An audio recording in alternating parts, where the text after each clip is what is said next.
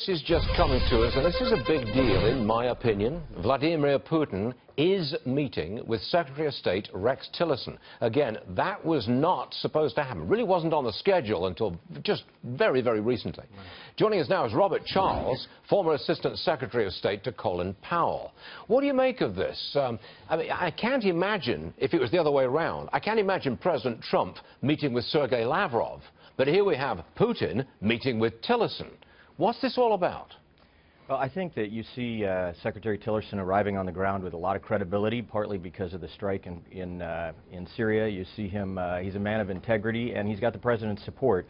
So what normally happens, as you just said, is that typically foreign ministers and secretaries of state meet without a head of state, but what they've done is they've already leveraged our word being good for a meeting with Putin. And I think at the end of the day it shows Putin's respect for Trump. Hard to get below all the layers of the onion, but I think what you see here is a series of very shrewd statements and acts, and I'll start right with Syria, because beyond the act itself of striking back when sarin was used, the fact that you ended up in a situation where the Secretary of State was able to lay down a pretty clear statement that this is a doomed administration, the Assad administration. It reflects kind of a historic flashback of Reagan talking about the evil empire being doomed, and I think that's very deliberate. I think that it sends a message to Putin that no more games.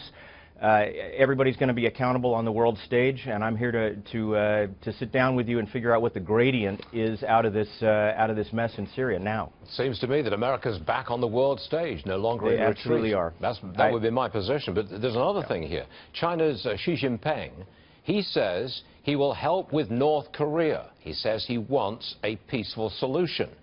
That again puts America back on the world stage, no longer retreating, and really going into a confrontation with North Korea. Is that how you read this?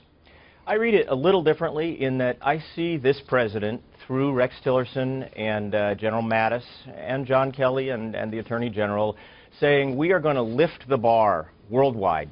Everybody will be accountable again.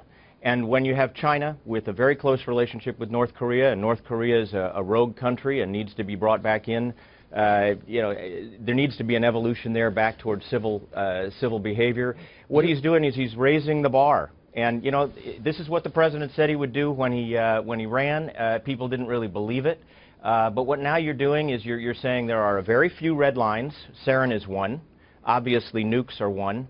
But bottom line is you're in a position where you can put the world also on a gradient toward higher accountability.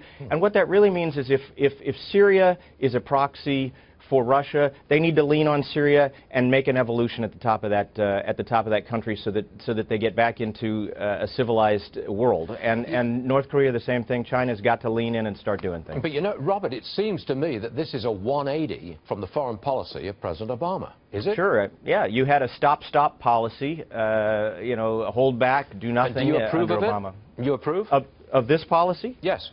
Sure. I think it's giving credibility to the United States on the world stage. We are finally leading. We are finally engaged again.